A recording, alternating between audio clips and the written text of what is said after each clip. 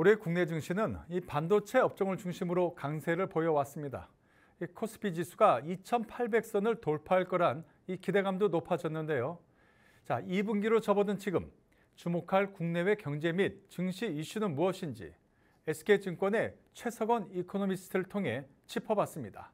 유수민 기자입니다. 국내 증시가 올해 1분기 상승세를 보였습니다.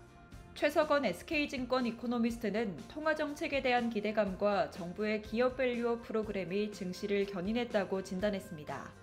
또 이런 상승세는 2분기에도 이어질 것으로 내다봤습니다. 특히 반도체 업종이 우리 경제와 증시에 활기를 불어넣을 것으로 분석했습니다. 통화정책에 대해서 1분기 중에 한 번 기대가 싹 바뀌었고 중앙은행의 어떤 방향성에 대해서 시장이 동의해가는 과정이 나타났다. 이게 굉장히 중요한 이벤트였을 것 같습니다.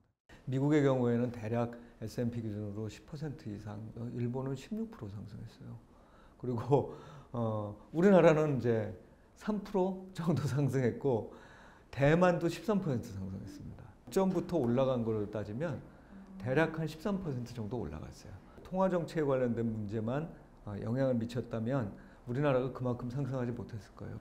밸류업 프로그램과 관련된 기대감. 그래서 글로벌 투자자들은 저평가된 국가들을 택하기 마련이고 저평가된 국가들을 택하는데 게다가 우리나라는 저평가를 해소하기 위한 정책도 마련하겠다는 거잖아요.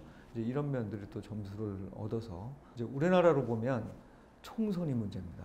지금까지 금융시장 안정을 꾸역꾸역 이렇게 눌러왔는데 그러니까 불안을 눌러온 거겠죠. 총선에서 여당이 승리를 하게 될 경우에는 좀 더 적극적으로 구조조정에 강하게 나서는 거 아니냐. 그 과정에서 전반적인 유동성 환경을 나쁘게 만들고 유동성 환경이 나빠지면 이제 자산을 매각해야 되죠. 그러다 보니까 시장에 이제 자산들이 매각이 쏟아지게 되는 이런 현상이 나타나지 않을까 하는 점이 총선 결과와 더불어서 궁금한 부분이고요. 10% 이상 이렇게 기록을 했다면 사실 나머지 기간에서는 뭐 경우에 따라 다르겠지만 기대 수익률이 좀 낮아지는 것만은 분명. 적어도 2분기까지는 주가 상승이 좀 더 이어지지 않을까라고 생각하고 있습니다. 다른 나라들은 어떻게 보면 좀 이렇게 내려가고 있는 국면인데 우리나라는 작년하고 재작년 이렇게 내려가면서 그게 회복의 시기로 돌아섰기 때문에 오히려 우리나라는 좀 나은 현상이 나타날 수 있다. 최근에 인공지능과 관련된 부분이 굉장히 각광을 받잖아요. 칩